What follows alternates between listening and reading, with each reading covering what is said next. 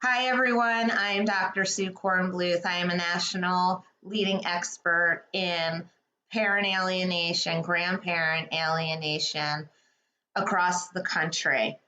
And I am here with you tonight to talk to you about a subject that I know all of you are interested in, and that is finding ways to reconnect with your alienated children and grandchildren. Before we get into the formal presentation, I want to talk to you a minute about you because you are the essential component of what is needed to have a very good chance of reconnecting with your children and grandchildren. You may hear some things tonight that you don't agree with. You may hear some things that you really do agree with. And it is for you to decide which direction that you wish to go. The tips that I am going to give you tonight have worked in many situations that we have dealt with in our own practice, but they do not work for everybody's situation.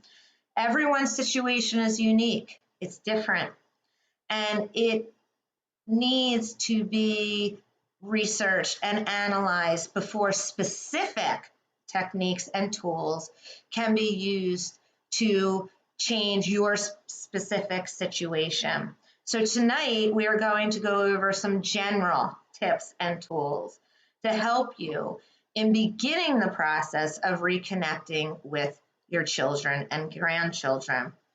Over the course of the years that I have been practicing in this field, I have reunited hundreds of families with their children. Many have been separated for 13 years, 10 years, 6 years, 5 years. And there are two components that everyone that has reconnected with their children or grandchildren have. One is that they did the work on themselves to heal first.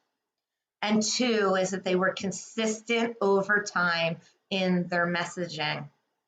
This is not an easy process. It takes time.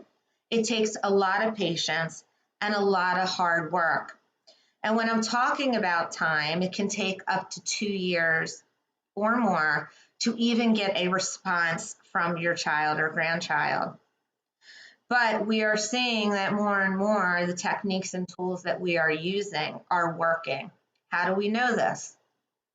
We know this because I have also been able to talk to many children that have alienated themselves from their parents and their grandparents. And tonight we're going to talk about how they feel. We're going to go inside of their minds, and we are going to really understand what they are thinking and feeling, because that is the key back to the reconnection. So I welcome you tonight, and I'm excited to be here with you. I know so many of you submitted your questions, and thank you for that. And I will do my best to get to as many as I can before the presentation is over. So welcome. I'm happy to be here with you tonight to share my wisdom on reconnecting with your alienated children and grandchildren. Let's begin by talking about your mindset, because that is the most important aspect of starting the reconnection process. So as we go through all of this tonight, I want you to carry this within your mind as I am talking. If you have a pen and paper next to you, jot this down. This is your mantra every single day when you are trying to reconnect with your children or grandchildren. It's about reconnecting with my children, not about who is right or wrong. That is what I want you to remember. It is about reconnecting with my children, not about who is right or wrong. And the focus of your work is on yourself and your children. When we talk later in the presentation about grandparents reconnecting with their grandchildren, you're going to learn that it is not reconnecting with your grandchildren that is most important. It is reconnecting with your own child first, because they are the liaisons to your grandchildren. And that's how these reconnections begin. So please remember, none of this is about who is right or wrong. I talk to so many of you every single day, and every single person, whether they are alienated from their children or their grandchildren, say the same thing when I ask them this question. What is most important to you, having your children or grandchildren in your life or being right? And most people say having their grandchildren and their children in their lives. So I'm going to ask you right now to ask yourself that question.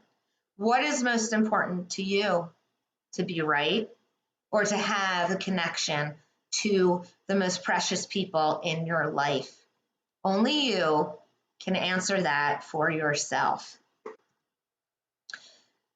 Let's talk about alienation. I'm not going to go through tonight what alienation is. I know that all of you are aware of that.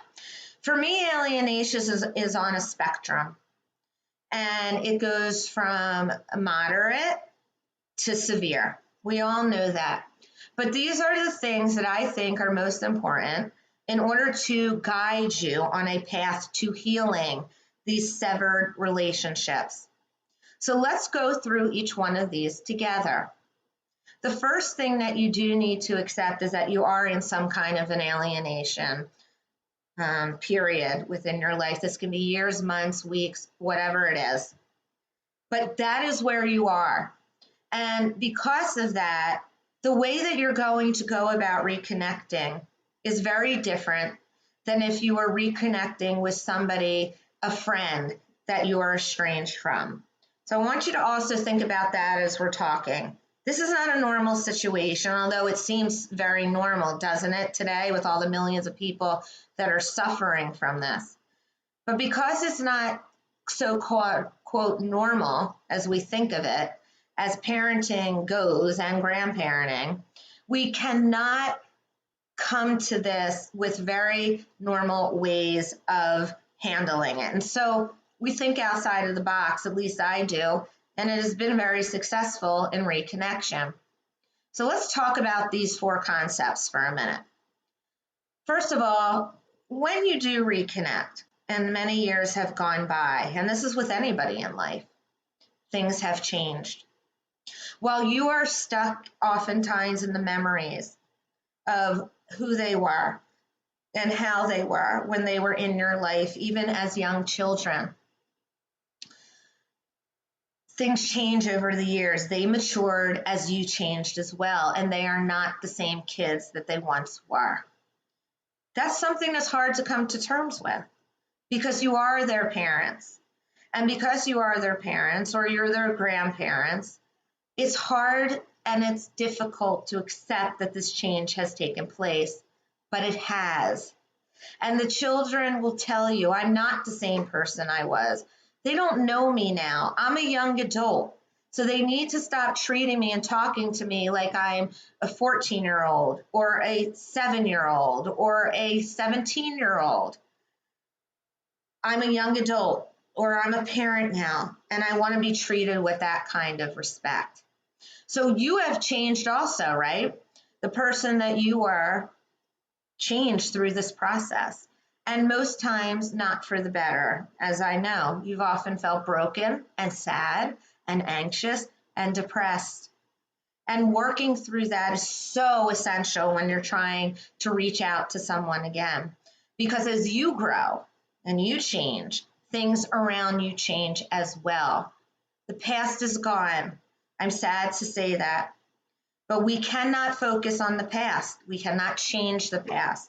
What we have when we are trying to reconnect is the present moment, the now, the here and now. That is what we must focus on if we want to lead to some kind of reconnection. During this time of reaching out to your kids or your grandchildren, you're going to have and experience a lot of twists and turns, and I often describe this as an emotional roller coaster of feelings. Why won't they respond to me? I've sent 20 emails. I've sent 20 text messages. I've called on the phone. I've sent gifts. What is wrong with them? Why won't they reply to me? Why are they silent? The answer to all of this is that they are hurting also. They don't know what to do. In fact, a 28-year-old told me last week when her mother reached out to her, she said, I simply don't know what to say back to her. And so I'm not responding until I feel I am ready to do that. These are just a brief example of what is going through the children's head on the other side. And kids as young as 15 will say this and goes all the way up to adult children. They don't know what to say either. And sometimes saying nothing to them is better than saying something back that they do feel will hurt you, or that they're not ready in their own healing process to go forward with and resolve. So it is not just about what you want. It's also about what they want as well. And we will talk about that later on because that is another key factor. Healing does not take place on your timetable. It takes place on their timetable and also your timetable. And your healing process may not match up with their healing process. So this is a slow process. It's a process of discovery for yourself and for them as well. And I know how hard this is for you because this is not the path you thought your life would take and follow when it came to your children and having your grandchildren within your life. Nobody wakes up and thinks this is going to happen. Nobody thinks that they're not going to be able to have conversations with their own flesh and blood or be able to see their grandchildren. Coming to terms with the fact that that is where your life is right now is so difficult. So I give you a lot of credit for coming here tonight. And if you are still doing some research on how to solve these issues, my advice is to never give up because I have witnessed many miracles. We have witnessed them over and over, almost when somebody is ready to give up. Then they will get a message from their son or daughter. But if you stay consistent with the same kind of messages that we will learn later on, you have a much better chance of reconnecting over time. But I cannot guarantee you, and if anybody else tells you that they can guarantee you that things will work, they won't. But what I know is that if you put in your heart and soul and you work on this, what will end up happening if you do not reconnect, you will become stronger. And that is half the battle here. Your relationship with your children usually do not go back, and we don't want it to go back. You shouldn't want it to go back. You can hold on to those memories, and I would hold on to them and keep them in your heart. But going back doesn't usually work. We want you to move forward and accept that whatever connection may come, that is what it will be. Because once you push what is coming to a level where the other party is not comfortable, you can push them out of your life. And we're here to help you sustain that. So here are some keys to reuniting with your children. And remember, I'm saying children because your children are your grandchildren's parents. First, we have to talk about mind shift.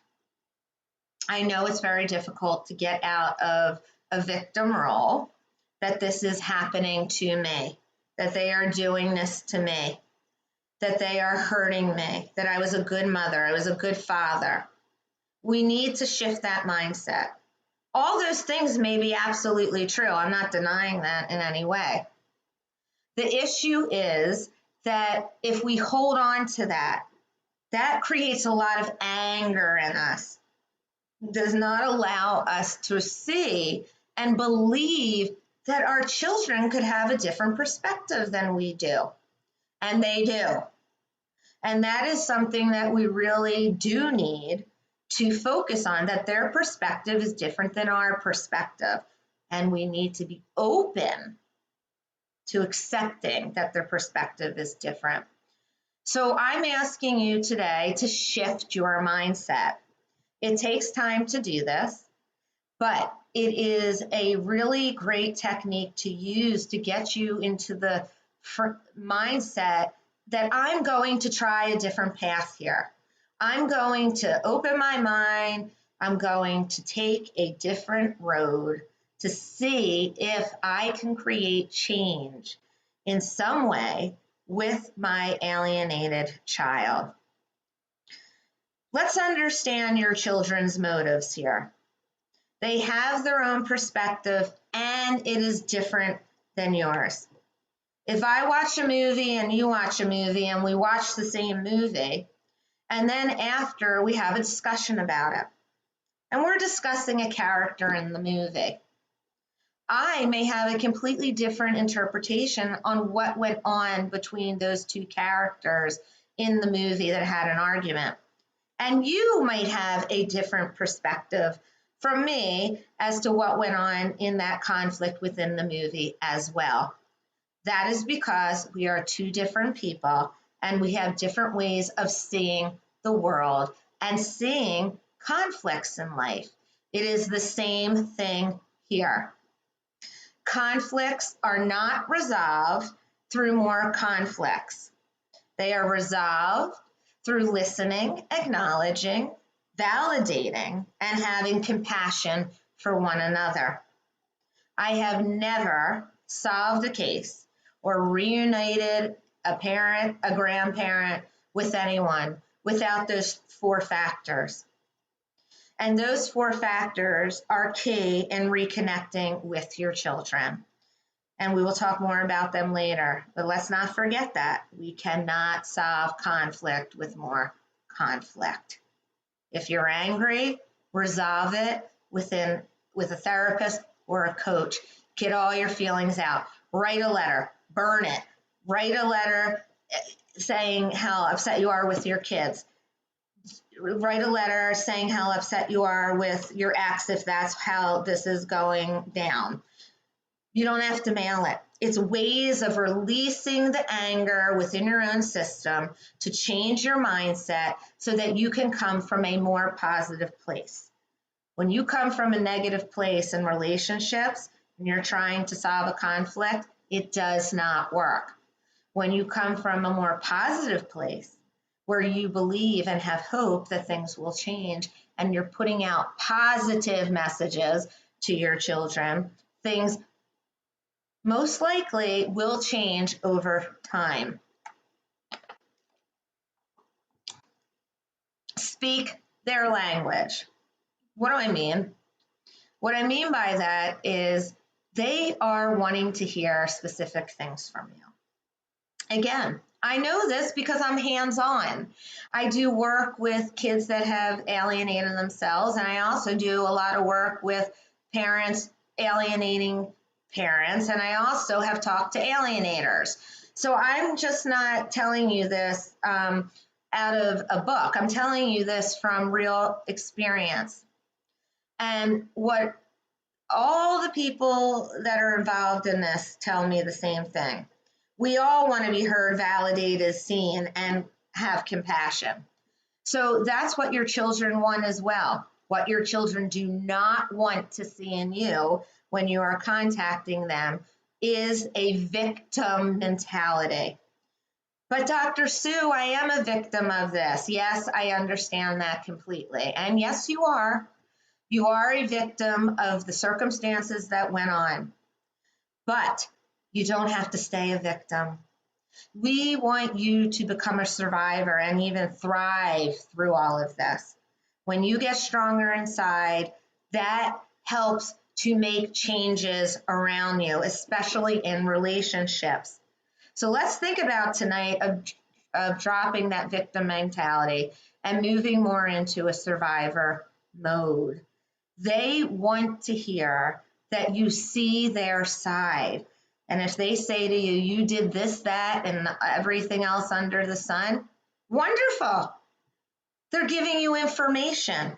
They're creating a roadmap for you to go back to them. And we will talk later on about how to validate that.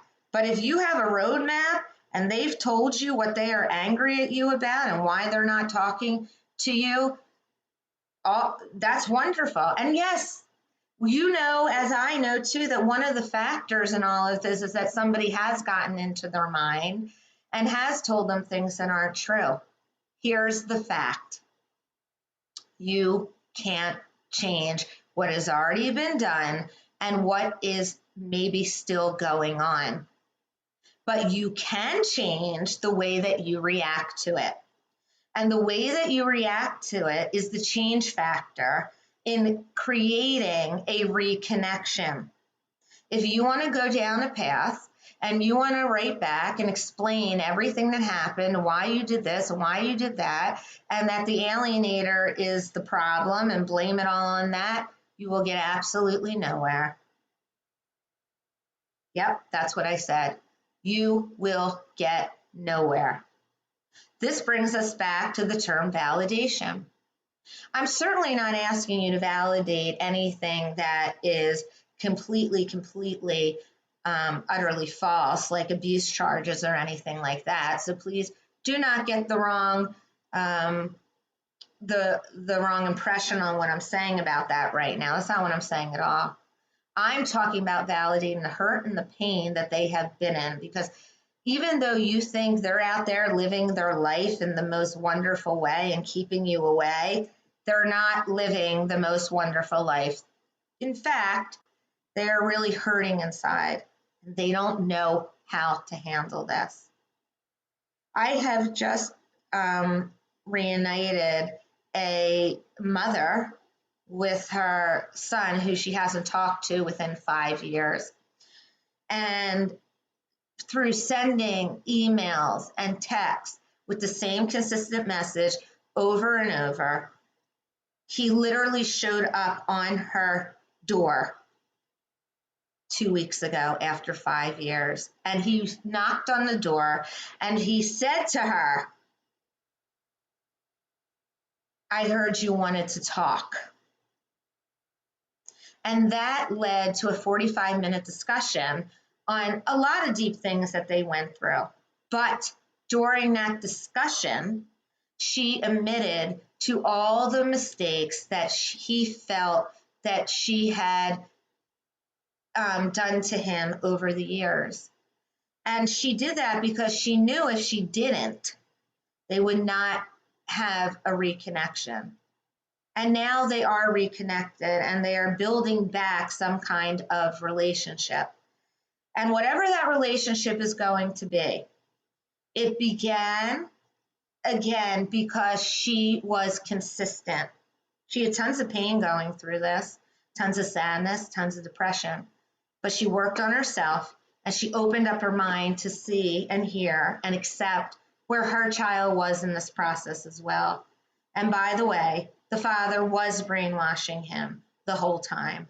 So I hope that gives you some hope on what we're talking about today, and that you can see that some of these techniques do and will work over time. Let's talk about relinquishing the past after I sip of water here. Why do we hold on to the past? Well, we hold on to the past because we want to reverse it.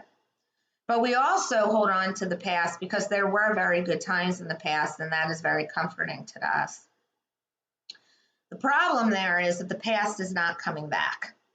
We can't get it back. We can't go back. We can't recreate it. And yes, in hindsight, we may have done things very differently, but we can't go there. So you don't have to bring it up all the time either. You bring up the past in the beginning to your child. And you talk about some of the things that you haven't done right within the relationship. And please, everybody, every parent has done some things wrong in the way that they parent, even me, and even in intact families, parents make mistakes all the time. Doesn't mean you're bad. It doesn't mean you're the worst person in the world. You're a parent that made mistakes. And oftentimes, children, though, will interpret those mistakes, such as yelling, as the end all be all of a relationship because you have somebody on the other side telling them that it is. But maybe you did yell. Maybe you did something on parenting time that the other parent didn't like and told the child. Whatever it is, they're coming to you about it and they're expressing to you, perhaps, this is why they're so upset about it. That is a time for you to relinquish your past of I'm right and they're wrong and open up your mind to the present moment. All you have right now after this webinar is the present moment to take new steps to developing a new path back to your child. Releasing the past opens you up to a brighter future and a different future. And that's just not a cliche I'm using right now. That actually is what happens. That when you let go of the past, surprises come because you're not controlling things anymore. It also will help you to stop perseverating on what happened in the past.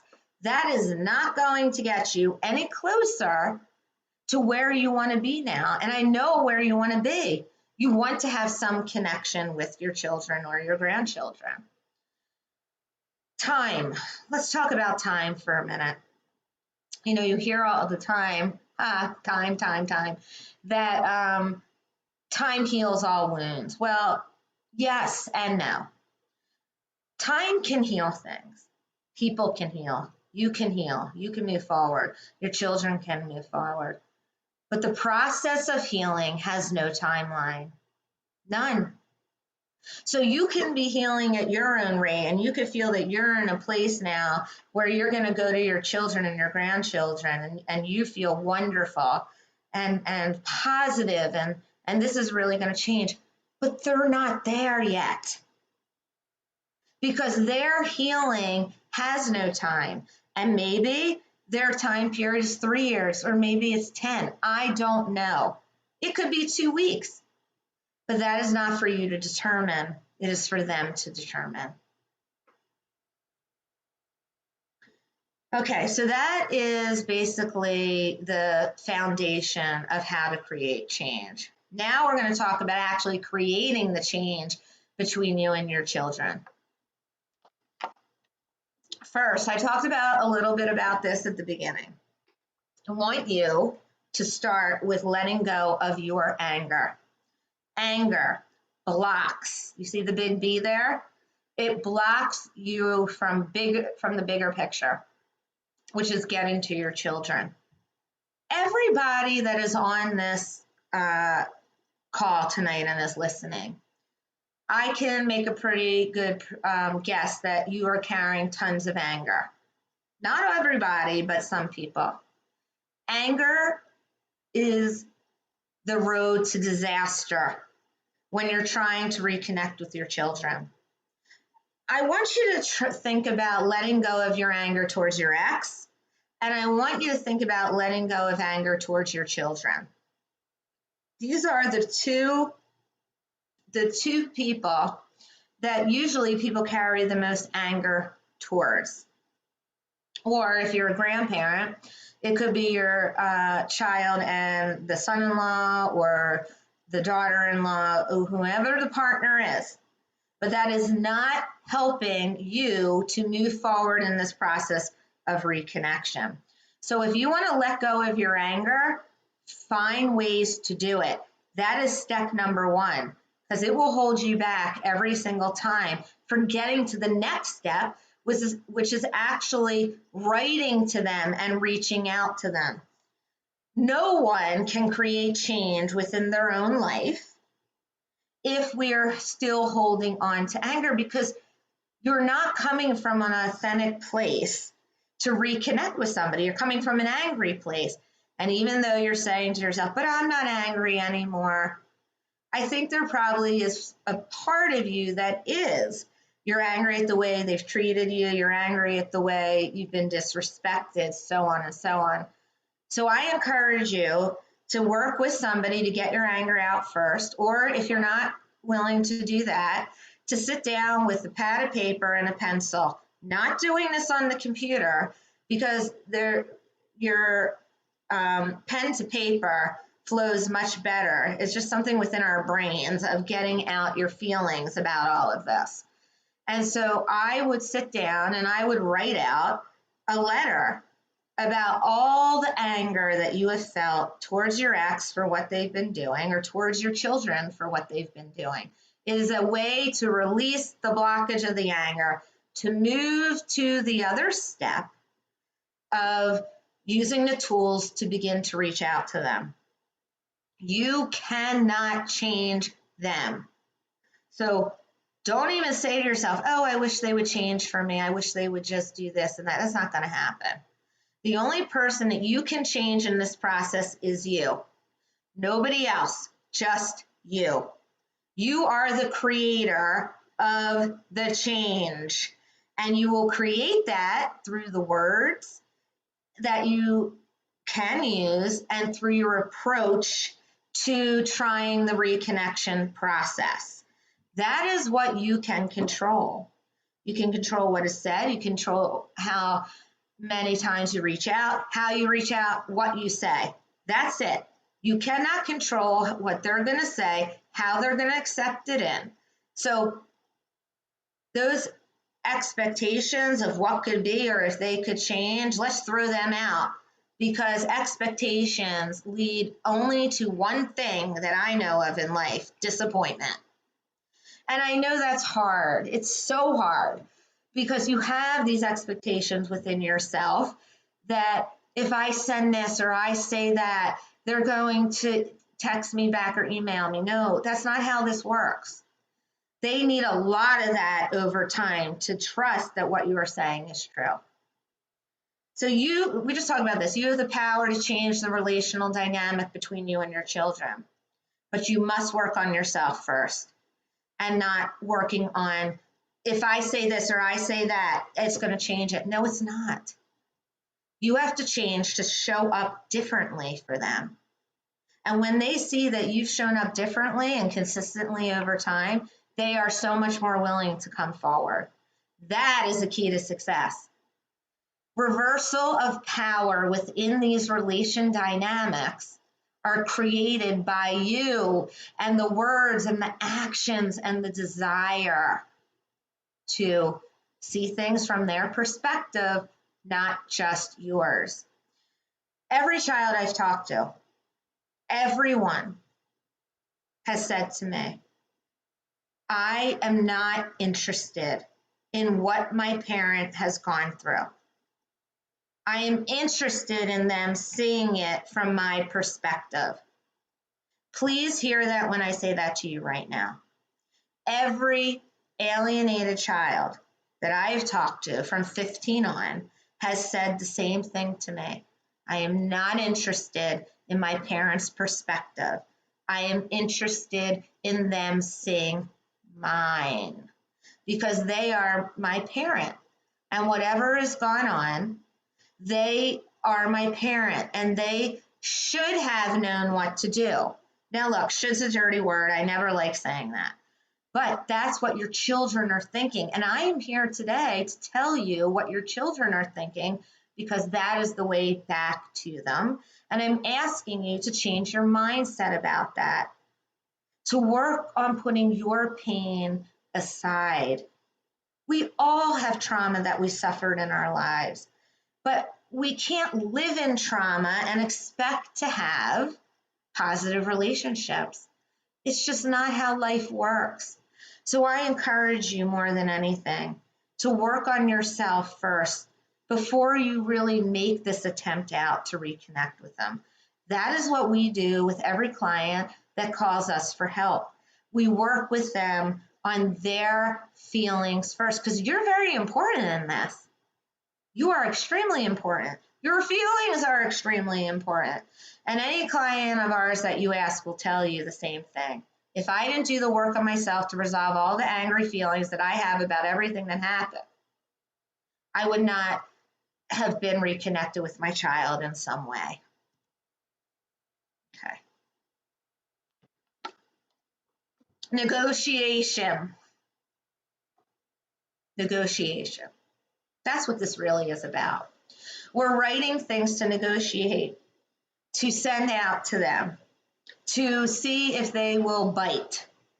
So when we are negotiating, we want to do this with compassion and use tons of empathetic language.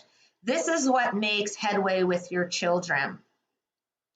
We don't want to lead into writing a letter or a text message with, I love you and I miss you. I say this in every presentation that I do. Why? Because everybody thinks that when we say to each other, I love you and I miss you and I'm sorry, that everything is all forgiven and we're going to live in a kumbaya. This does not happen. It doesn't happen. It won't happen. They already know that you love them. They already know that you miss them, but that's not what they're interested in hearing. They're interested in hearing certain things such as, if there's an area where you can take some responsibility, meaning I'm writing to you today because I know that I have not shown up in the best way possible when you have come to me and brought me the complaints about how I have treated you. That is what you put in a letter. And then you go through that. I've recognized that you are in pain, and I've also recognized that I have contributed to that in some way. Then you can say that you're sorry. Because again, this is what they believe. Right, wrong, or indifferent, it is what they believe. And the truth, honestly, lies somewhere in between that. Because everybody has their perspective about what has happened here. But if you want to remain in a rigid state of mind where you're right and everybody else is wrong, be my guest. It's not going to move you further into your children's lives. It doesn't work that way. That's why they're so rigid, because they are waiting for you to identify specifically what you are sorry for. This reminds me of another case that I worked on where I'm working with the mother. She was a targeted mother. And we wrote to her child because she admitted she did some things that weren't so great along the way.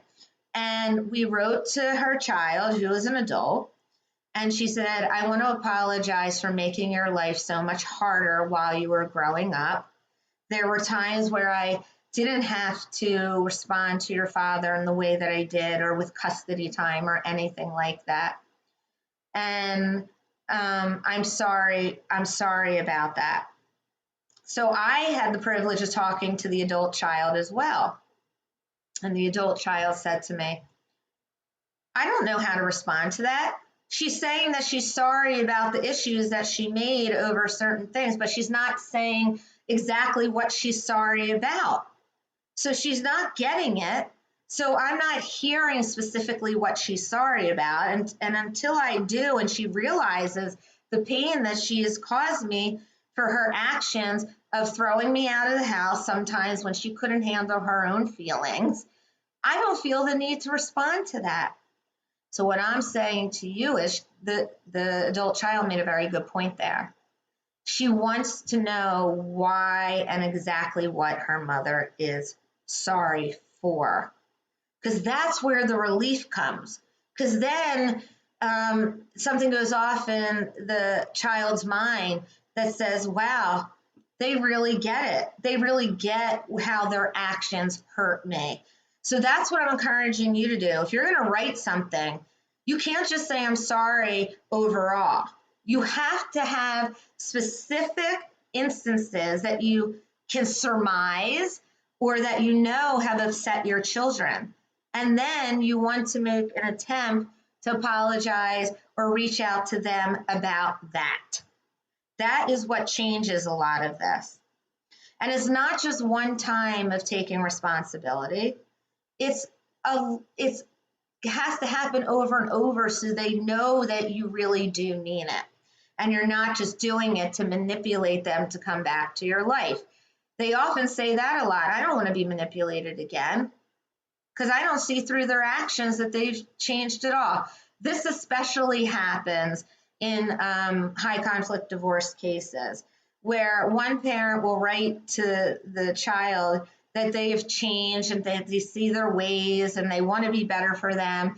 And then the next week, they are taking the other parent back to court. So you have to be consistent in what you're doing. I'm not telling you not to say I love you. You can put that at the end of the letter, but certainly do not start out with that. I also want to encourage you to learn how to listen, to understand, not to respond. Most of us in life, when we're having a conversation with somebody, do not listen to understand. We're only listening to responding and to defend ourselves.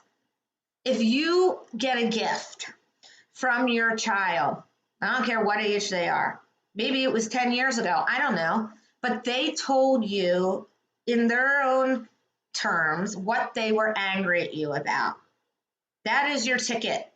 It's your ticket out, because those are the things that they still hold on to, and that's why they're not reconciling with you. So if your child said to you at one time, I don't feel like you put me first, and you're saying to yourself, I've always put you first.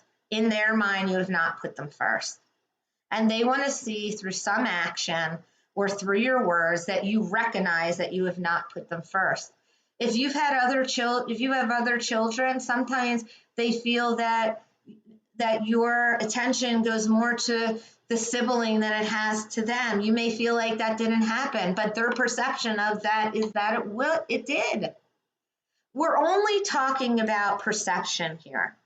This isn't about who is right or wrong. It never matters who's right or wrong. What it matters is that we can acknowledge their perception of where they're coming from. For me, and for a lot of parents out there, I know that you want your children back. And the way to get back is not the way you think it is. We've talked about that today. Reflecting and acknowledging back to them what they have shared with you that bothers them. That's what I just talked about here. So I would, after the webinar, you want to work on this a little bit more, sit down, make a list of things that you know they said to you or they wrote to you. A lot of times the kids will write a very nasty letter to you that outlines everything that they are so angry about. Or, some people will say, I have no idea why they will not talk to me. I don't understand it. But when I get in there and I start asking you questions and ask you questions about your relationship with them growing up, or what happened when they got married, and a lot of times they will say, well, my parents were too intrusive. They didn't let me live my own life. Whatever it is, there are reasons, and I can help you identify them. But I think, and you also know what some of them are, and you have to be willing to look at them, because those are the factors that can sometimes lead you back to reconciling. Drop the defensiveness, please. Just drop it. It doesn't work in anything in life. And we all get our backs up a little bit because we know either that what the person is saying is not true or it is true. So be honest with yourself. But defensiveness is not going to work here. The minute you defend yourself is the minute you're out. And that could be for months or years. It backfires every time. So when they come to you and they say to you, you did something wrong to me, the answer is not, no, I didn't. The answer is, let's sit down and talk about that. I'm open to hearing and discussing what you have to say. That's the response back on that. Your children don't want to hear you defending yourself. They don't care. And if you want to go down that road, please don't do it with them. As I said at the beginning, talk to somebody about it. The only eyes that are important here to see through when you're trying to reconnect is their eyes. Hopefully later on when you do reconnect with them, that you two will be able at one point in your relationship to sit down and really talk about this from each other's perspective. But please remember this, that your issues were not with your child. They were with your ex. That is what they were with, especially if you're going through a divorce. And when you're going through grandparent alienation, that can be the same thing too, because your ex could have put things in their minds that aren't letting you near your grandchildren. In that case, with the grandparent and the grandchildren, your goal there, again, is to make peace with your child because they are the inlay to getting to your grandchildren. All right, I need to take a breath and take some water, and then we're going to talk about reaching out to my children. What can you do? We've talked a little bit about this throughout the presentation on how to do this.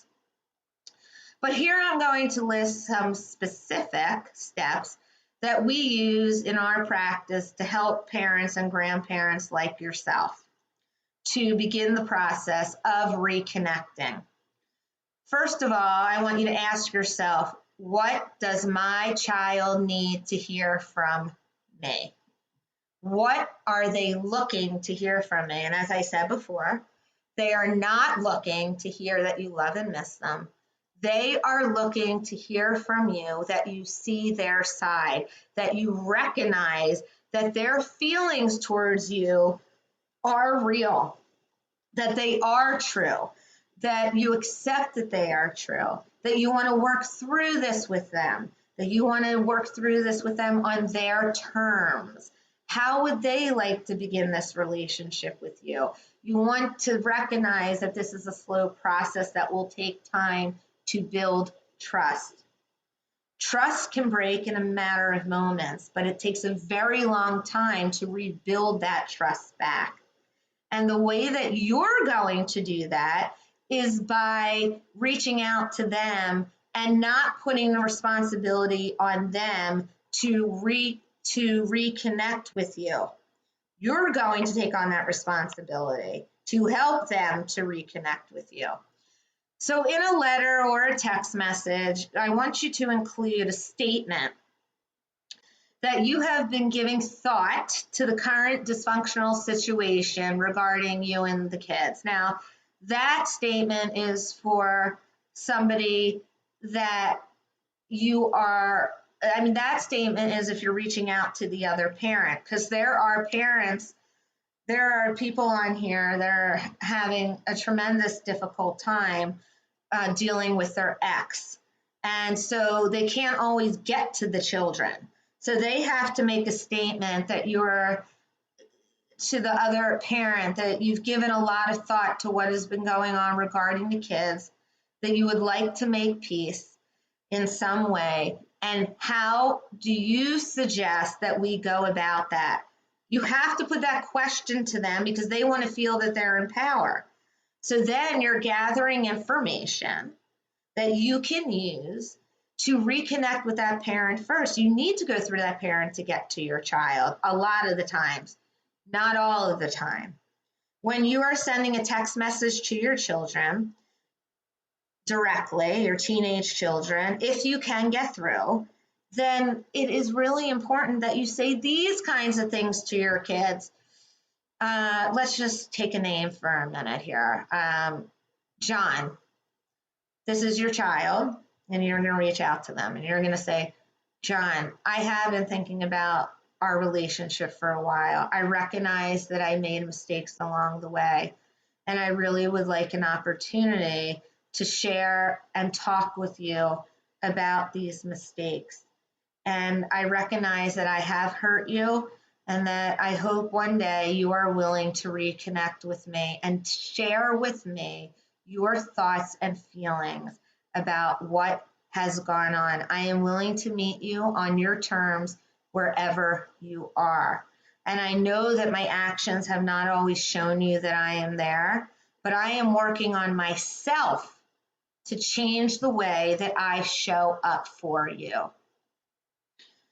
Please let them know that you see their perspective and that their perspective is what matters. All these techniques that I'm talking about right now can be used with a 15-year-old all the way up to a 40-year-old. And they can be used with your children.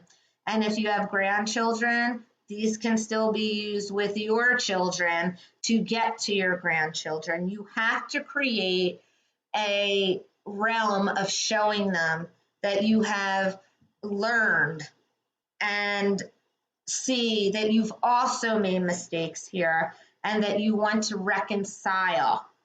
You cannot just be that they did this to you and they did that. Nobody's going to listen to that. Nobody wants to listen to that. It takes two parties to get into conflict. It takes two parties to get out of it. And remember too, who's ever brainwashing them, you can't change that. You can't be in the homes with them.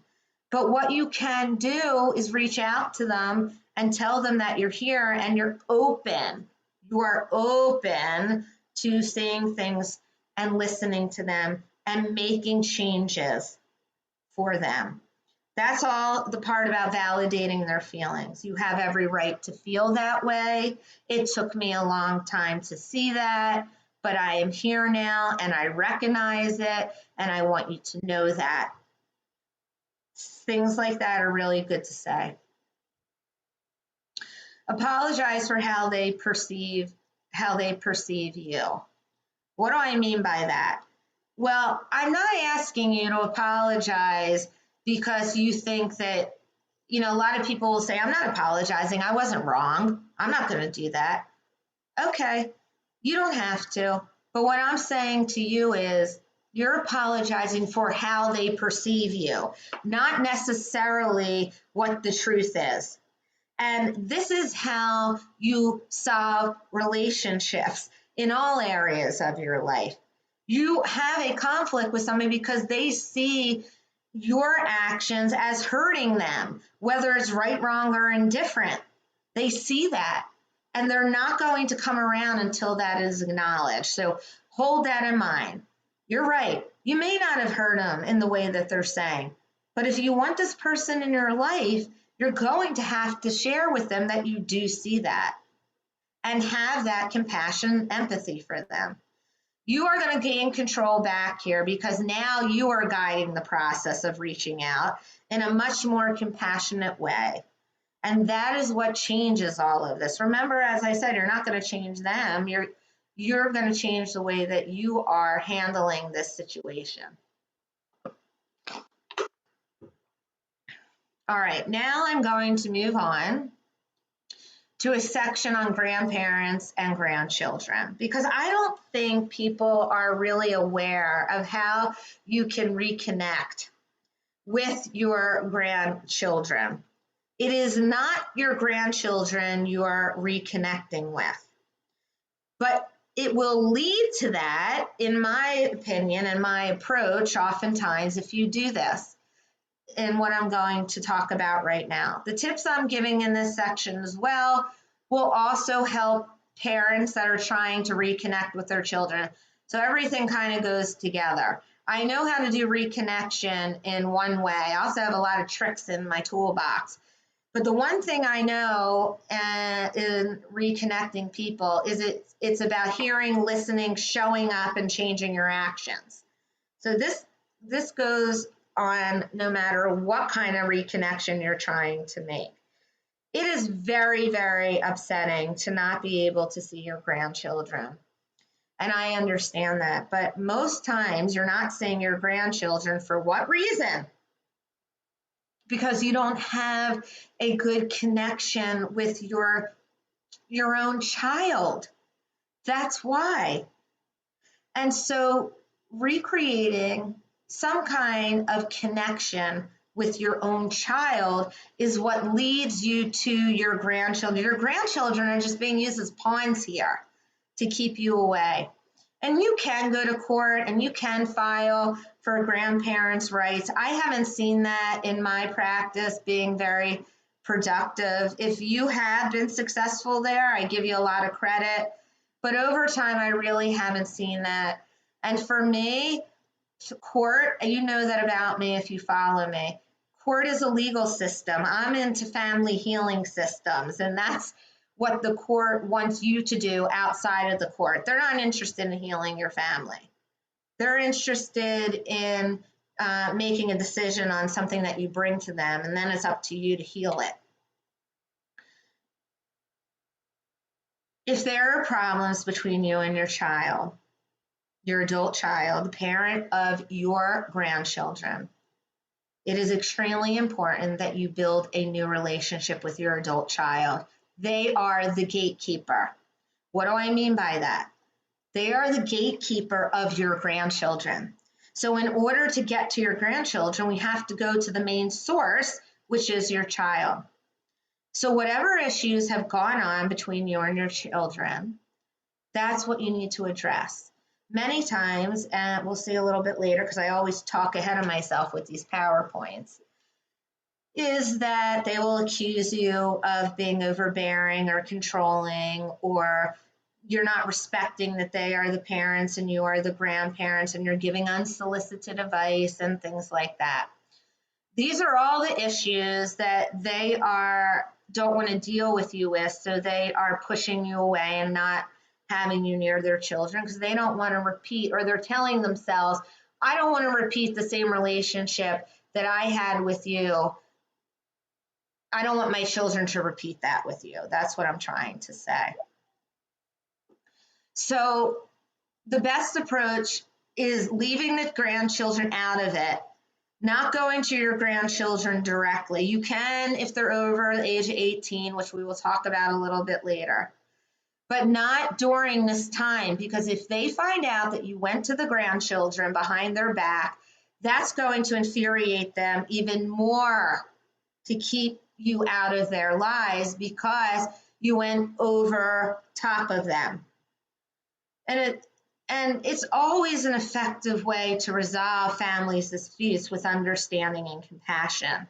Again, not with conflict, not saying who is right or wrong. I have a right to see my grandchildren. They're going to say, these are my children, and I'm going to decide when and who sees them. They're mine. So remember, what I'm teaching you today is you always have to lead with thinking about where their mindset is, not yours. I had a case in New York where the grandparent could not get to her grandchildren. And this was because she had a horrific relationship with her daughter-in-law. And her son was just going along with the daughter-in-law and would not hear anything that she said. And I said to her, well, first of all, you have to make peace with your son. You have to say to him that you understand how your daughter-in-law feels, and the daughter-in-law felt that she just wanted to meddle in everything with the grandchildren. And so I said, well, your first step here is making peace with your son in some way. So that took us some time to do that. She had to admit that she was wrong in the way that she was making suggestions. She wasn't making suggestions, she was telling them what to do instead of making suggestions. And over time, she was able to get back into her grandchild's life because she apologized to her daughter-in-law for the ways that she was handling things. And she didn't overstep. She said, I'm not going to overstep anymore. I will check with you before I send something. I will check with you before I reach out. And she did. And you know what? I feel for you. As a grandparent, you shouldn't always have to check. But when you have somebody on the other side that is very controlling, these are the hoops that you have to jump through if you want a connection with your grandchildren. The gatekeepers are your own children. Work on solving your relationship with them, and I promise, over time, the door will open ever so slightly with your grandchildren. I shouldn't say promise in every case. I have to take that back. But in most cases, it will over time. That's what we've seen. Please do not do this when you are trying to reconnect with your grandchildren or your own children. Don't violate physical boundaries. Please do not do this, such as dropping in on the family members and entering without knocking. Yeah, I know this is really difficult, and when you're away from your loved ones for so long, you are carrying so much anxiety and pain that sometimes you want to cross boundaries and you know where they live. I mean, sometimes I have families that just live down the street from each other and this is going on. But you don't want to violate boundaries when they have felt that you already have. So I know it's so hard. You want to go knock on the door and you just want to solve this and you want everybody to have peace, but that's not going to help. That's a violation of their boundaries and they're not going to take kind to that. And it'll also push you a little bit more further out. Remember who the parent is of your grandchildren. You are a grandparent, you are not the parent. So they have the right inside of themselves, which they believe is I am in control of who my children see or who they don't. And they are the ones that are going to make the decision. You have to respect that. You can even write them something as, look, I know that I didn't respect all the time my boundaries when it came to seeing the grandchildren, or I told you what to do instead of asked. And I'm really going to try to work on that, because one thing that I have realized through my work on myself is that I need to know my boundaries and I need to know my place within this family. And I hope that you can begin to accept that this is how I feel and allow me over time to maybe have some time with the grandchildren or you. So these are things: a smothering, the overbearing, or telling them you're right. These are the three things that come up the most when I'm working with grandparents that are alienated from their grandchildren. These are the things that the grandparents report to me that is being said to them, that they are smothering, they are overbearing, and that you do not respect their rights as being the grandchildren's parents. So these are just three things that are helpful when you're reaching out to them to admit, because this is the feedback that I get. So don't also do this. We are going to get to the do's in a minute, but these are the don'ts. Don't do this, please. Trying to convince your child that your story is true about what happened and their version is false. Especially in these grandparent relationships, your child could say to you, well, that is what you said. And you may not have said that, but if you go back to them and say, no, I didn't, no, I didn't, that's getting a door shut in your face. You want to say, I apologize for saying that to you, and I'm sorry that that made you feel that way. When you're giving an apology, please don't ever say, I'm sorry if you felt that way. That is not making a statement that you are really sorry. It has to be, I am sorry my actions hurt you. It is very definite. There's no in-between thinking if you're really apologizing or not. Being told your father and mother is keeping you from me. If you're on this call and you've contacted your grandchild and you have said to them, your father and mother is keeping you from me, that is not going to get you anywhere. And if you are doing that, please stop doing it immediately after this call tonight. When you say the word keeping you from me, it is very, very negative. And they are going to go back and tell their parents that you have used this language, which is going to infuriate them even more. So you don't want to tell your grandchildren that the parents are keeping them from you. What you can do is say, I really hope that we can see each other soon. I mean, the older kids, you can say, I know this is really difficult. We do want to be there for you, and we are going to try to work out this with your parents. But please do not, when you say to your grandchild, your mother and father are keeping you from me, you're degrading their parents. And that's not going to go well. It's just like the same thing we tell in alienation, right? You don't talk bad about the other parent to the children. Unfortunately, I've seen this many times, and I know you're not trying to do this on purpose.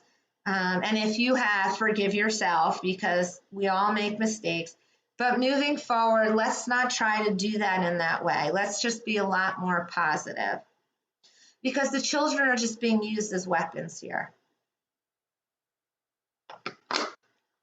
Also, when you're trying to solve a conflict between your child and you, don't say things such as, I know that if we just talk and you listen to me, I can explain all of this. They don't want to listen to you, and they don't want to talk to you. They want you to hear them. Hear. See my ears? Hear them. They want you to hear them, and they want you to validate them. Okay? And I'm saying this is not for everybody, right? I said that at the beginning. The techniques that I'm talking about are not for everyone. What I'm saying is, if you choose this path of resolution, which I believe works in tons and tons of cases because I've seen it, then this is the path that you're choosing to go down. And if you have to apologize or say some things that aren't always true, remember this. It's their perspective, and that's what you're validating. Or the best one I hear all the time. How could you do this to me? They're not doing it to you. They are doing it because they believe in what they feel is to be true. And they are doing this, they feel, to protect themselves. They are not doing this to you. They are doing this to protect themselves. That little change in what I just said there really helped so many people to move forward in a positive way. They're not doing this to you. They're doing it because this is how they feel. I hope that was all helpful. So now I'm going to tell you what your children do need from you. And it's probably some of the stuff that I've already talked about. Then we're going to go into the questions. This is what your children do need from you. 1, again, they need a mindset that you are the one that has to repair the relationship. That's the mindset that you need to be in. Unfortunately, in all of these situations, it is always the targeted parent or grandparent that has to do the work to reconnect with their children. That's just how it works. Yes, there are times when your child will wake up and they'll say to themselves, I really do want to have a relationship with my parent. But that is rare, everybody. And time does heal, but it doesn't heal to the point where they often come back. That's work. That's all the work that you're doing on yourself and learning how to make and repair this relationship. Again, what they do need is validation and acknowledgement of their truth. See, I put that in capital letters, their truth, not yours. I know you're going to remember me saying that tonight because I've said it about 100 times now, because that really is the major stepping stone to starting this process. Even if it's the alienator's truth, this is what they believe, that you hurt them and you cannot change their beliefs about this. So stop fighting the battle that you're right. You can be right in your own mind every single day, but in their minds, you're not. The minute you try to convince them they are, you're out. They really do need a voice that is not judgmental. They need a kind voice from you. They need validating words. This has been so difficult for you. I can only imagine how difficult this must be for you. And I know that I contributed to this in some way. That's kindness. Pace yourself when you are reaching out to your children. So this was someone's question, as I recall. How often? You do not want to reach out to your your alienated child every day. In fact, once a week sometimes is too much, especially if they're older. If they're younger, I would say once a week, just to let them know that you're there and you're thinking about them. Every single day is way too much. Maybe every 3 days, but not every day, because they see that as smothering. And I know it is so hard because you want to let them know that you're there even when they're not responding. But it's not how much you reach out. And I want everyone to know that.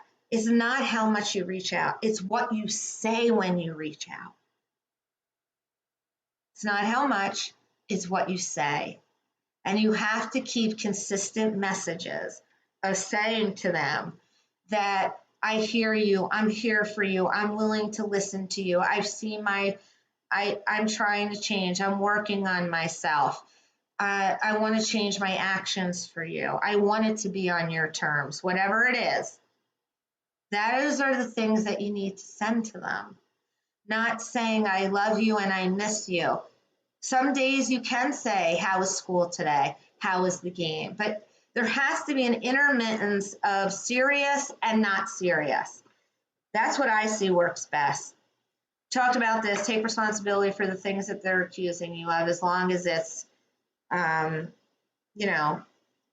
not abuse that was never committed. Say you are sorry for what they believe you did, but don't over sorry it. Don't say sorry, sorry, sorry every time you send them something. You say you're sorry in the beginning or a couple times in some emails that you're sending or texting. And but you don't keep saying sorry. After that, what you want to do is learn other ways to get in there. And that takes a lot of analyzation in terms of working with somebody to ask you the right questions, of bringing up what is it exactly that they do need to hear from you. It's very difficult to do that on your own because it's very difficult for us as human beings to be objective in our own conflicts that are within our life. So that's why it's always helpful to have somebody else go through that with you to identify all of the areas that they could be holding the animosity towards you. The three things that are always important when you're doing this is compassion, patience. Everybody hates that word patience. I agree, but this is a very patient process and it takes time. Healing takes time. And unconditional love. You know, all the kids that have reconnected with their parents, they all say the same thing of why they came back eventually. And it was because my parent never gave up on me. And even though I read everything and I couldn't respond or I didn't know how to respond, I knew that they still were there for me and they will be.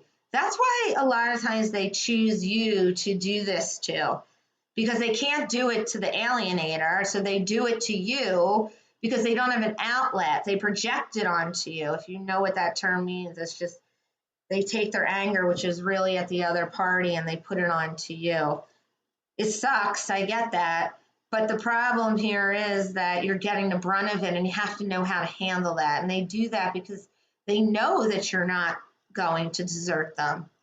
And the more that you can show them that, even though it hurts, the silence hurts so bad, I know it does.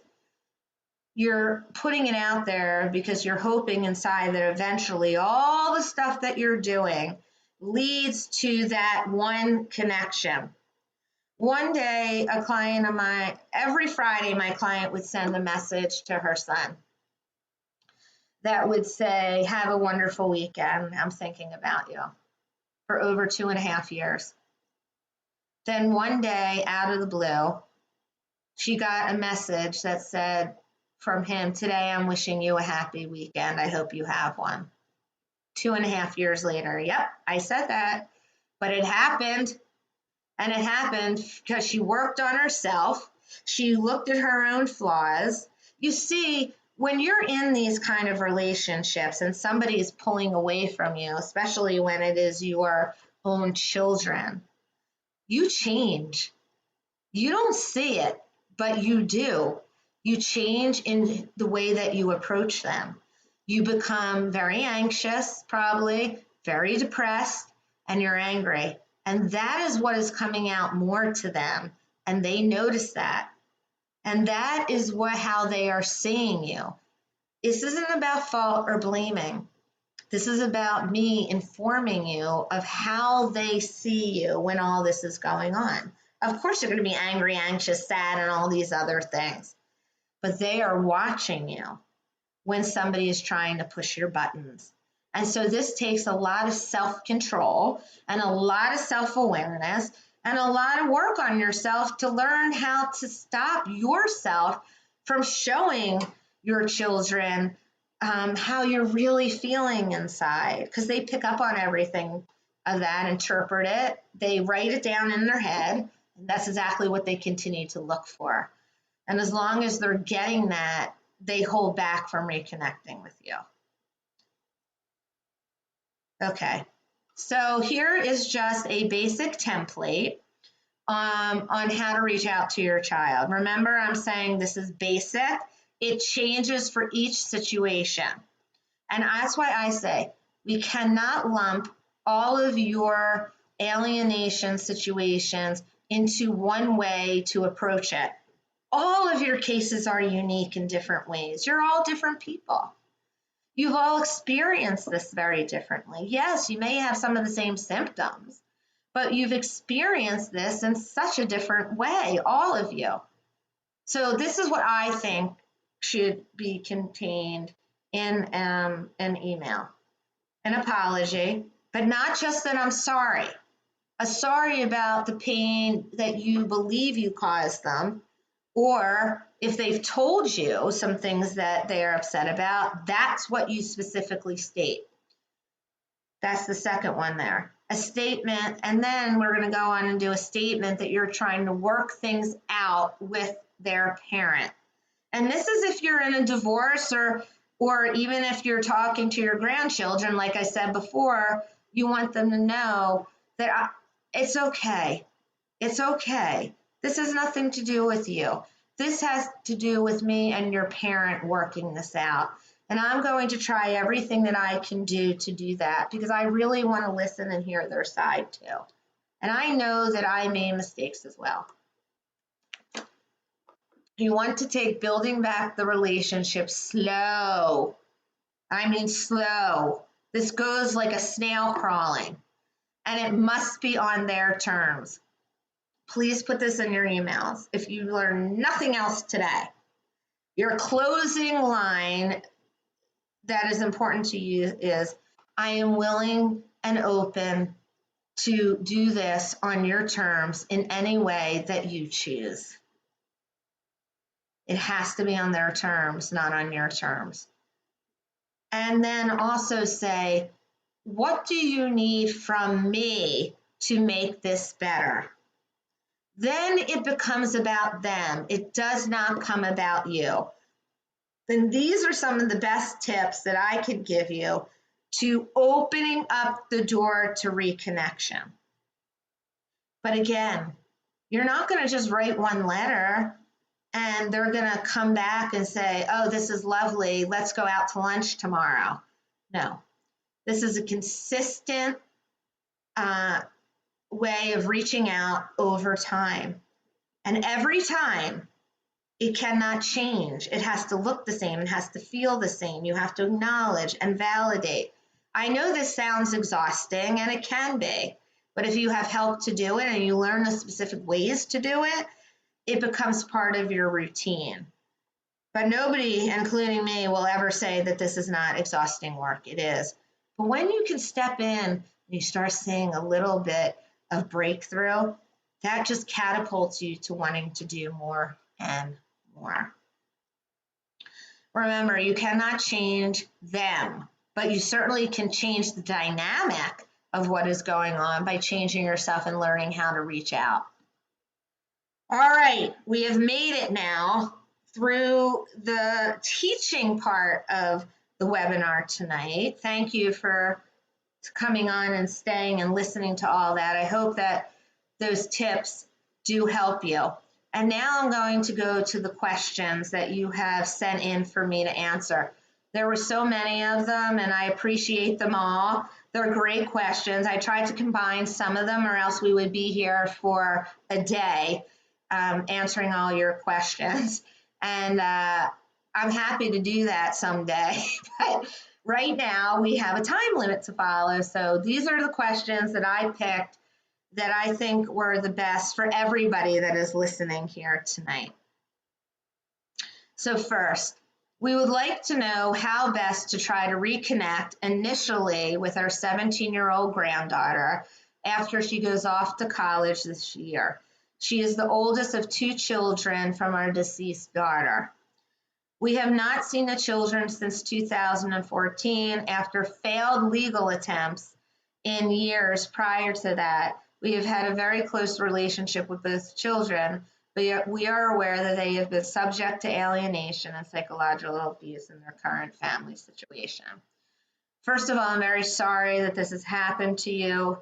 It's been a very long time, since 2014. I don't know what this situation is, but I'm thinking that it was your daughter's husband that blocked you from having contact with them. That's my guess. I'm thinking that a good way to start here, if you haven't done it already, is trying to make peace with their father, and really try to identify what the father is saying about you and why he will not let you back into their lives. That is one road to take, and that's probably the first thing I would suggest here.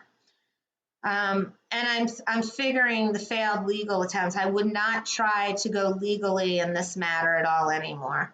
I feel a lot of times that's a waste of a lot of money and energy, because the courts just want you to work this out amongst yourselves. If you do have a way to reach out to your 18-year, well, she's 17 now, right? With our 17-year-old granddaughter after she goes off to college. There's two things that I would suggest here. If there is a way for you to get in touch with her now, through text. And sometimes they say that you're blocked and you're really not blocked. So I always encourage people to reach out through email or a written letter or a text message. And I would say to her something like this: we have always thought about you and loved you and wanted to have a relationship with you. We are hoping that as you go into college, that we can open up the door here and have some connection with you in a way that you are comfortable with. We are open to anything that you suggest, and I hope that you will get back to me. That is the best way to start that conversation, and hope that while she is in college, that she will get back to you. It depends also on how much control this other alienator has on her. Just because kids go off to college, I know this is people's hopes that they're going to come around, but it does not happen that way all the time. But there's consistency. You can tell them a little bit more about what happened. Don't badmouth the other side at all, but just keep focusing on that you wanted to be there, that you want to try to start something. Is there anything that I can send you? Can I help you out financially in any way by maybe putting some spending money or sending you spending money once a month? Anything that you can reach out and suggest that may help her to come forward would be what I would suggest there. Okay. I hope that was helpful. The next question. The court ordered reunification counselors would not take my case because they didn't believe counseling would be successful at this time due to my 13 and almost 18-year-old not being willing to participate in the counseling. They only met once with each family member and did not make an attempt to evaluate whether or not it was in fact a case of parental alienation. Do you have any input on what course I might pursue to overcome the alienation? This is another very good question that I thought applied to many people. The court is not going to reinforce you getting help for your children or your family. I'm really sorry to tell everybody this. I know that in your mind you have this idea that they are going to, but they are not. They will make a suggestion to have reunification counseling or to get your children into counseling, but they are not going to reinforce this. I see this in every state. I don't know where you live, but it's in every state, even in the state that I live in. So what I suggest here is that you're not off that. Oh, the other thing before I say that is you cannot force your 13-year-old and 18-year-old to go into counseling. That will backfire every time. I've seen that over and over where children will write back to them. We're fine. You don't need to force us into counseling. And if you do that, we're not going to respect you or talk to you, or we're going to cut you out more. That's because they don't want to be controlled in any way, right? And they think that there's nothing wrong with them. Counseling is not always the way to go. What I feel in this case, and in most of your cases, is that you need to work on yourself first. You need to learn how to reach out to your children in a way that they can hear you first before you can even get to therapy. If you're not talking to your child at all and you just want to go to therapy with them, that's going to backfire because you're going to go into a hostile environment with a child that probably is hostile, and it's going to cause more conflict. Your first goal is trying to get back into your children's lives on your own first and establish some kind of connection. That's what we help parents do. If that leads to therapy down the road, great. If it doesn't, we can't force that, and either can you. And the thing is, too, everybody, the courts around the country are still not recognizing alienation for what it is. They are a legal system. They are not a family healing system, as I said. So that would be my suggestion if you're going through a case like that. You need to work at this to get to your children in other ways first to open up communication. Not going to the courts to order therapy that they do not want to participate in. They see that just as another way of you controlling them to do what you want them to do. So that's my response to that. I hope, and that's my response to anybody that's thinking about that. And you know what? The courts aren't great on following up on these evaluations, and it takes so long to get that done. And then they make the recommendation, and they're not going to enforce the reunification therapy. Work on yourself.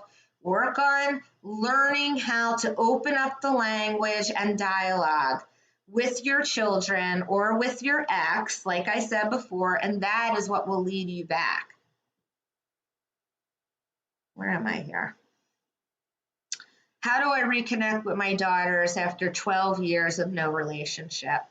The few communications we've had, my daughter blamed me for all her traumas while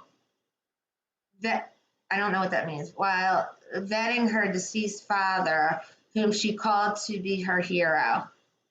That was a typo there. I have no contact with the grandchildren either. Okay, I'm so sorry that you are going through this, first of all. That is very difficult to cope with. But I want you to know that even though it's been 12 years, there is still hope of this reconnection.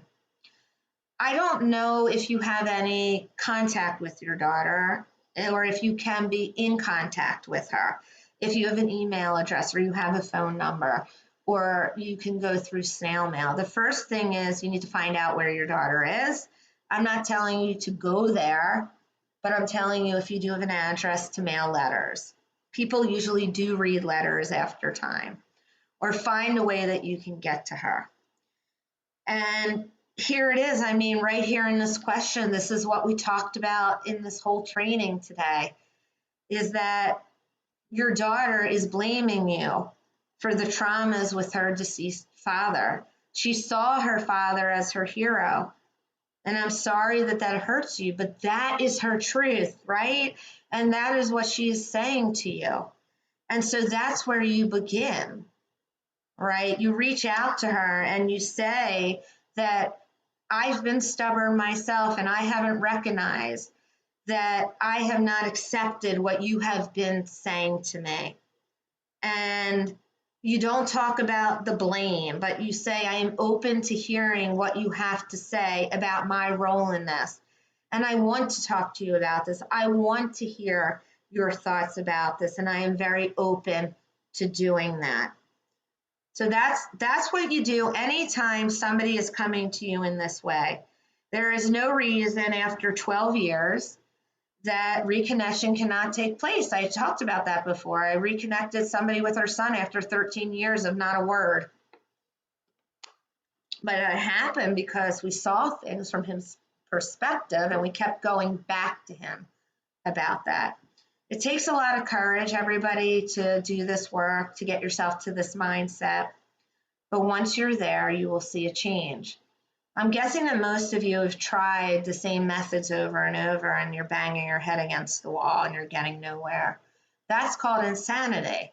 And then you got to say to yourself, that's time for me to try something new. Okay, we're getting there, everybody. Another question. What should you say to a 33-year-old son who texts you only at Christmas and your birthday, and it is better to say it in a text or a letter of amends, and is better?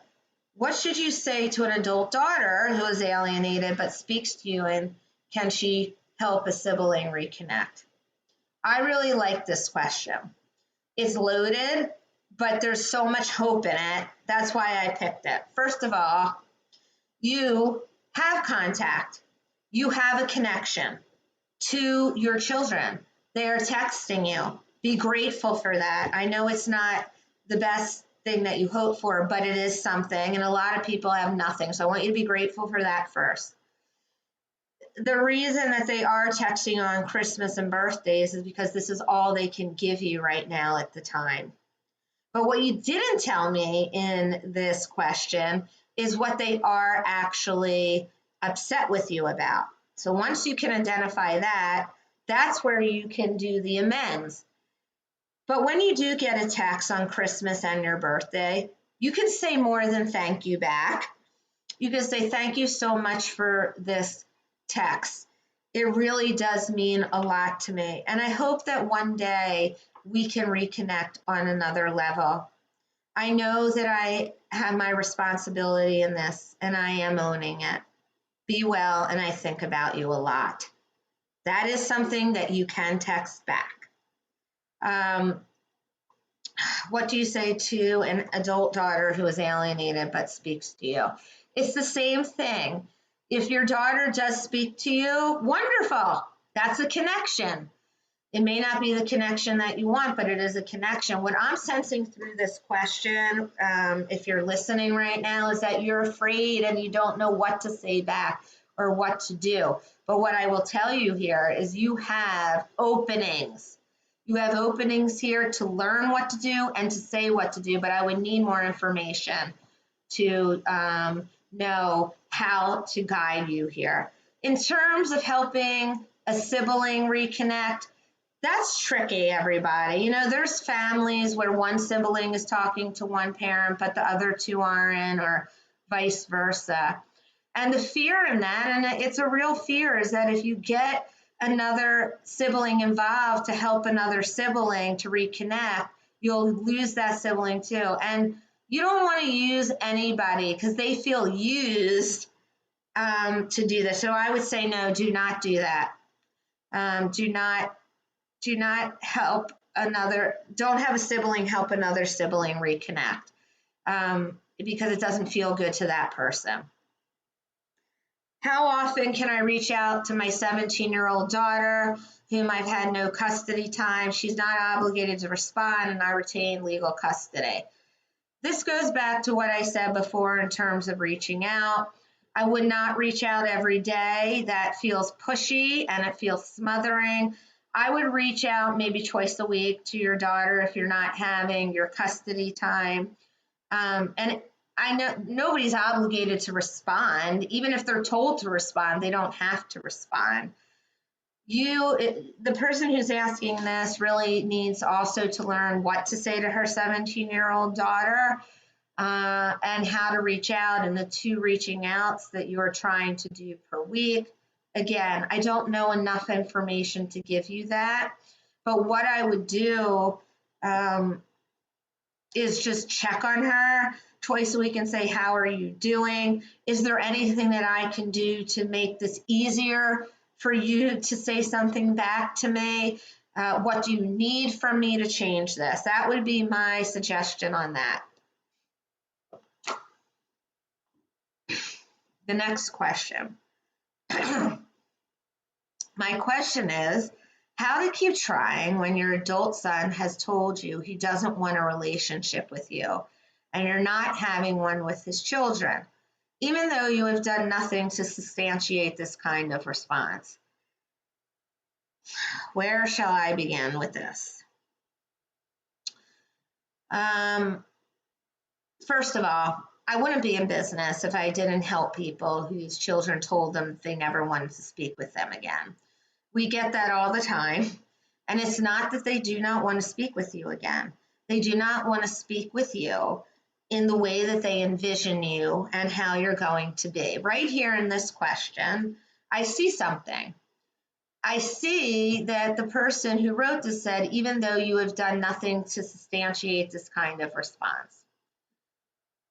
Maybe you didn't in your own mind. Maybe you think you didn't in your own mind. But I can tell you that in their mind, they believe that you did do something to substantiate this. They may have even told you that.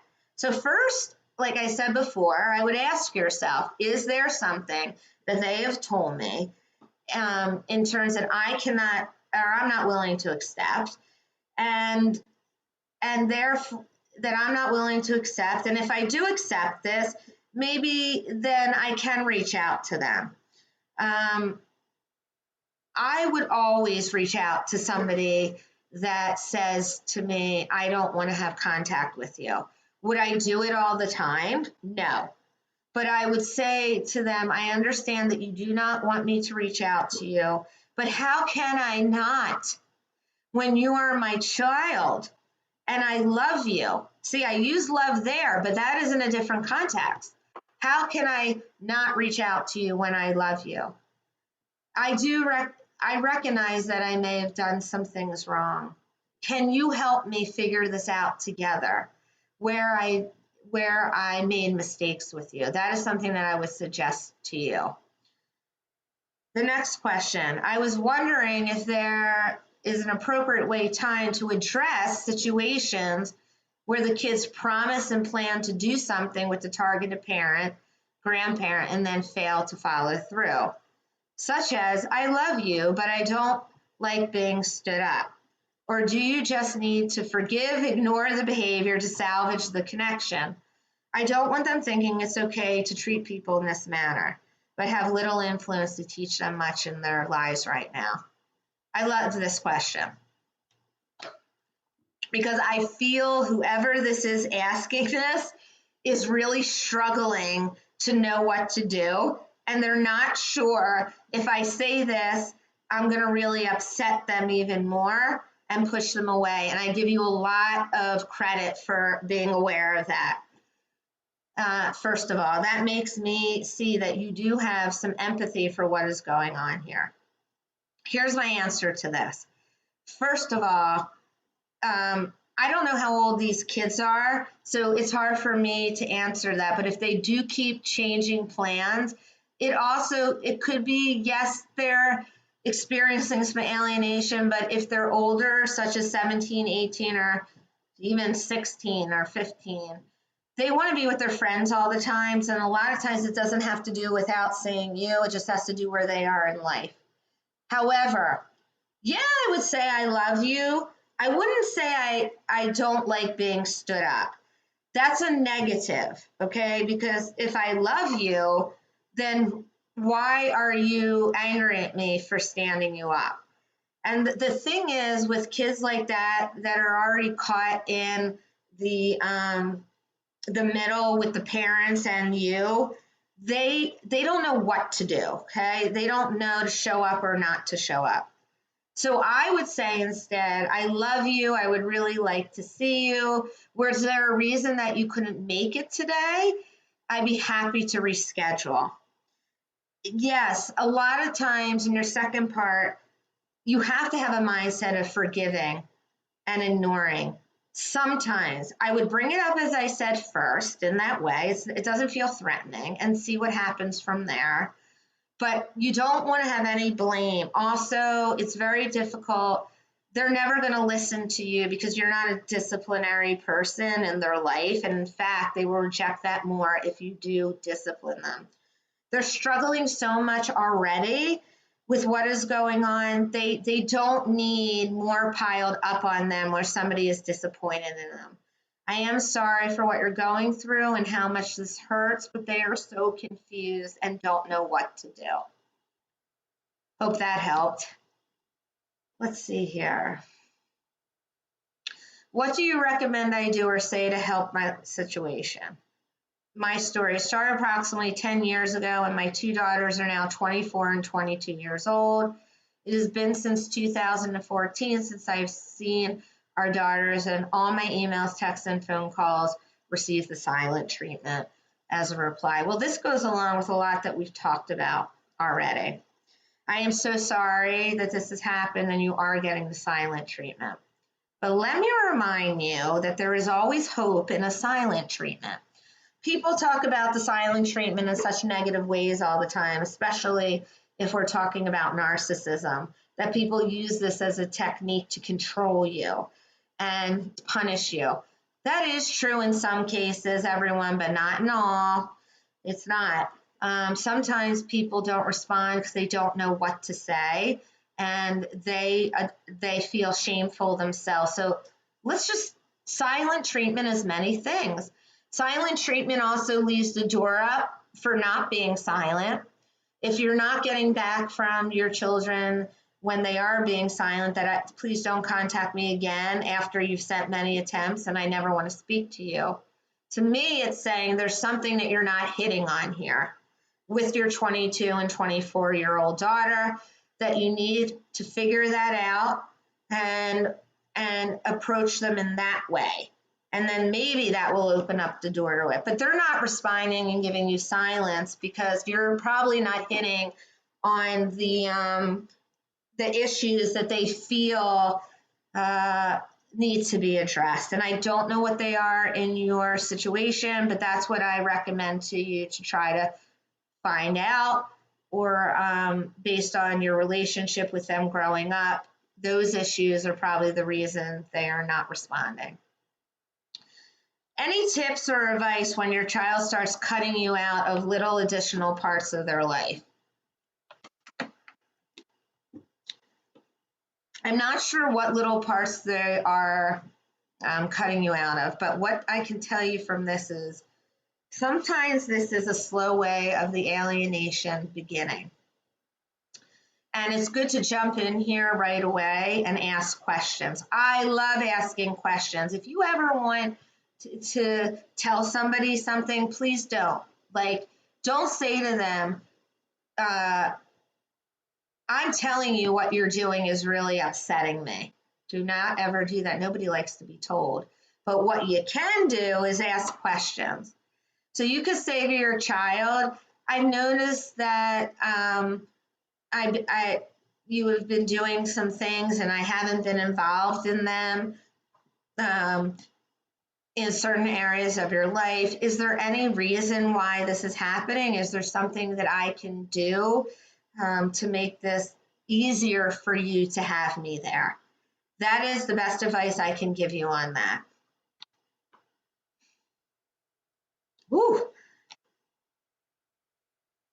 Wait a second, I don't know where I am. Oh, wow, peeps, we got a lot to go. All right.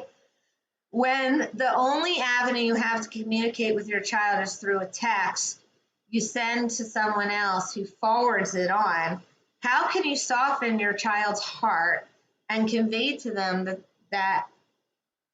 what will help? Especially when your child is now engaging in risky behaviors and you have no authority over any of it anymore because the 16-year-old child has discovered they can engage from parents and become part of the system.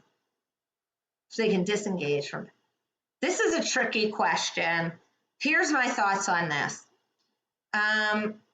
Going through another person to get to your child is always complicated because the messages are usually not given in the exact way that you intend them. I think the only message that can be sent through this person to your child is this, that your parents' door is open. If you do come to them, I can tell you that they have changed and that they will be willing to listen to you and not be judgmental and be open to really being there for you. I know that's what they want. That is it. I wouldn't suggest putting any more messages through another person. You're dealing with something here that just cannot be delivered in the right way. And I know that it's a way of getting to your child, but if you are going to use them, please use it in a very generic way, because usually people won't come back from talks with somebody trying to convince them to. How do I get my child to respond if she has already blocked me on her phone? I only have my son's house phone number and possibly his email. How do I get through to him after he turns 18, which is next month, and probably moves to college? He won't give me his cell phone number.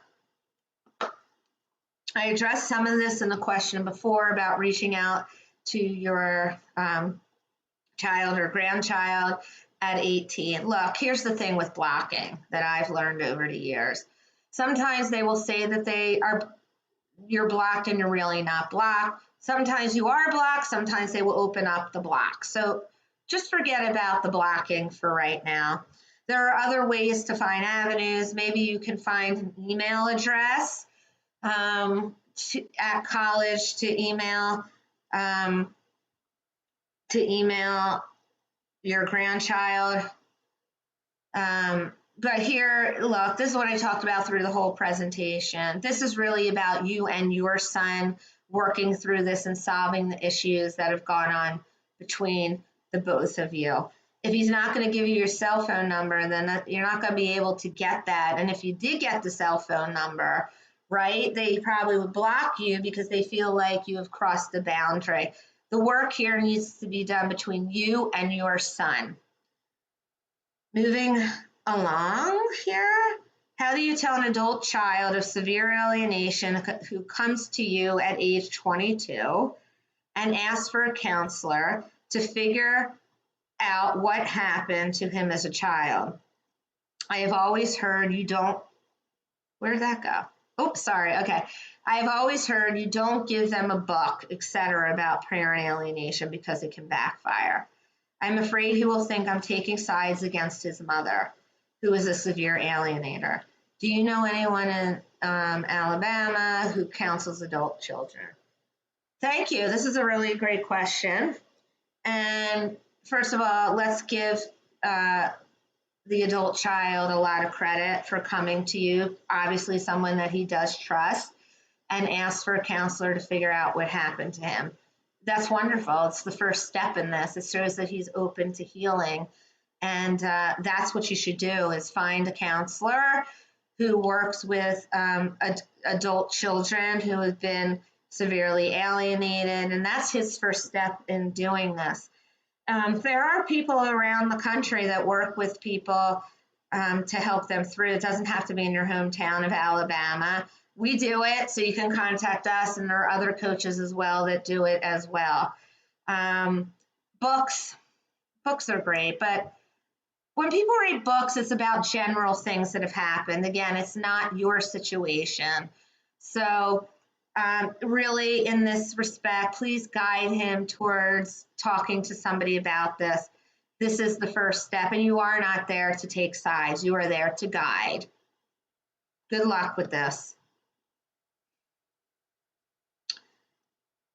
Moving on, my question is how to deal with with my daughter-in-law, who makes the center and importance of their lives and her family. Our family is on the periphery and of little importance, and this is what our grandchildren are learning.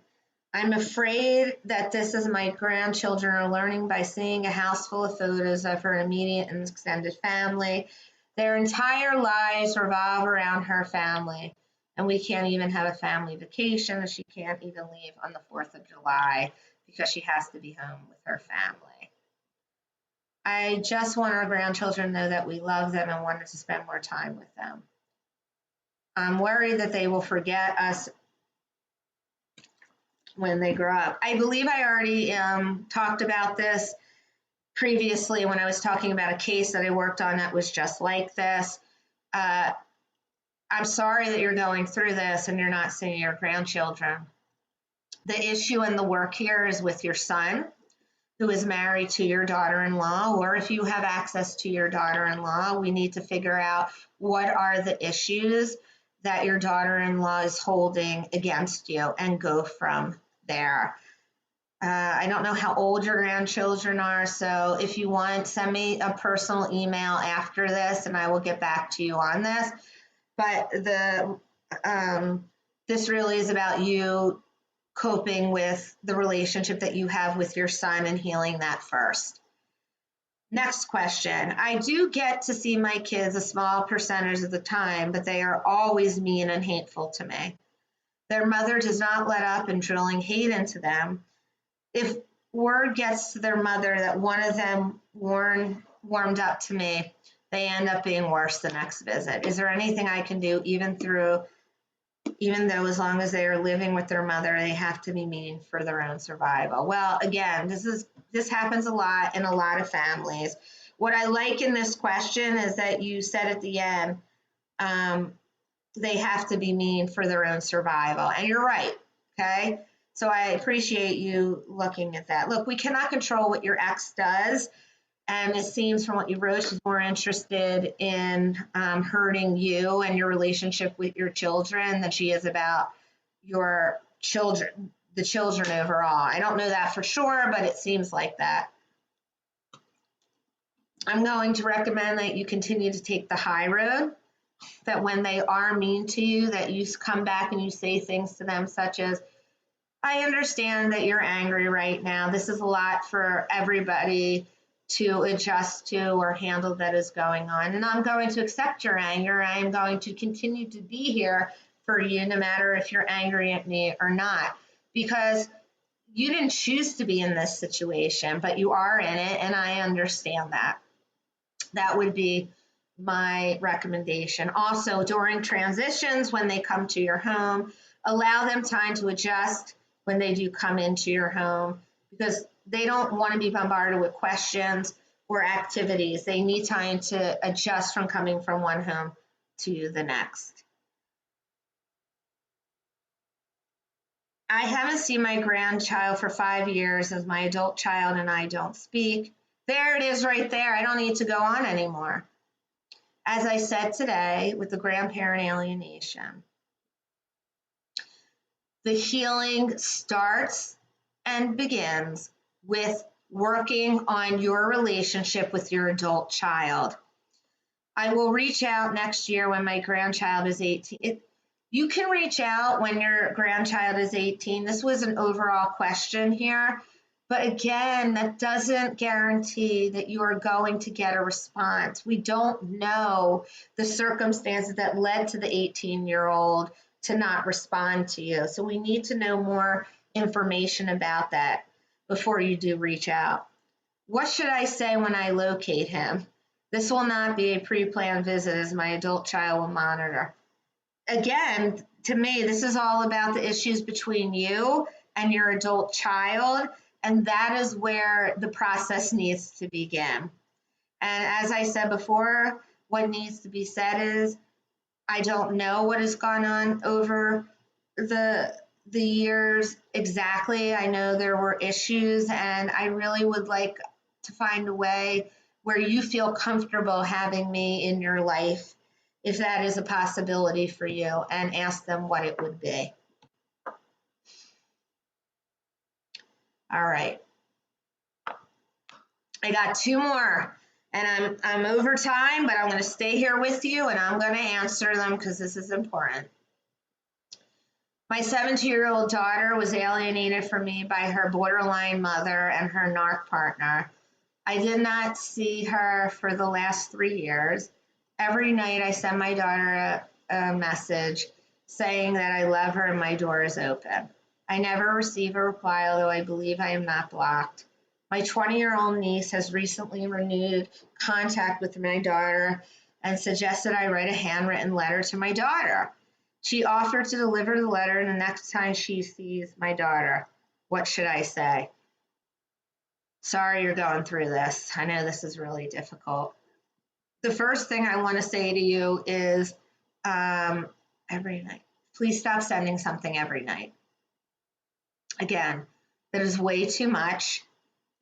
She's 17. It feels bombarding, and it feels like to her probably it's too much for her. I know you're doing this because you feel that way, but it is way too much for her to take in right now. So I would stop doing that. I would do it every 2 days, and I wouldn't just say, I love her and your door is open, okay? Because she already knows that. So I would say, I hope you had a great week. I'm thinking about you. In terms of, sure, if the 20-year-old niece has contact with your daughter, she may be a good opening for you, but that needs to be talked about and planned out and strategized more, because your niece, your daughter may have a good relationship with your niece, and if your niece starts to do this, your daughter may see that you're trying to manipulate the situation. In terms of what to say to your daughter, we talked a little bit about that today, but I would need to know more information on exactly what happened in this relationship with her mother and go from there. What I said before is the first thing that you can say is that I understand that there's been a rift between us. I'd like to heal this with you. I want to hear this from your side and your perspective. Is there anything that I can do to do that? That would be my suggestion. Every letter is different, and it is based on the information that is gathered to come up with the letter. You can't just write a letter based on nothing. So there are things that there's things that you can gather right off the bat. Maybe the divorce was hard, but what you don't want to do in there is talk and call her mother borderline and her partner narcissistic. Final question. How can I initiate a conversation with my alienated 12-year-old son about things that need to be clarified? In other words, things that may help him change his views about me by hearing my actual side of the story. Please do not share your side of the story with your 12-year-old child. Please don't do that. If you want to share your side of the story with somebody, please get a coach or a therapist or share that with your friend. Your 12-year-old child is not your confidant, and he is not there to take care of your feelings or your emotions about what is going on. What you can say to your child is this: I know things have been really difficult, and I know that you've heard things, and if you have any questions about them, please ask me. That is the best way to handle all of this. All right. Thank you so much for everybody that has joined us tonight on this webinar about reconnecting with your alienated children and grandchildren. I hope you learned a lot here tonight. I hope you heard things that challenged you. I hope you're eager to, try new things. If you do have any questions or concerns, here's our contact information. We will get back to you. I do promise you that. It may take us a few days to do that. And here is what I want to remind you. These are complicated situations. I am so sorry that you are going through this, but they can be dissected. It's very difficult to do that on your own. Nobody can dissect their own issues themselves. And it helps to have somebody that is trained specifically in alienation, in grandparent alienation and other kinds of alienations to guide you through this. I wish you luck in your journey. It is not an easy one. Healing does take place over time. And remember what we said at the beginning, not everybody heals at the same time. Don't give up. There is hope in every situation. And that is what keeps all of this alive. But you have to decide within yourself first what it is that you are trying to accomplish. Remember, conflict doesn't solve conflict, compassion does. Thank you, everybody, for being with me here tonight. I'm Dr. Sue Kornbluth, and this is how you can get in touch with us. Go to Sue Kornbluth at drsueandyou.com. Thank you so much. You can also contact us at 267-261-8462 or go to our website at www.drsueandyou.com. Thank you and good night.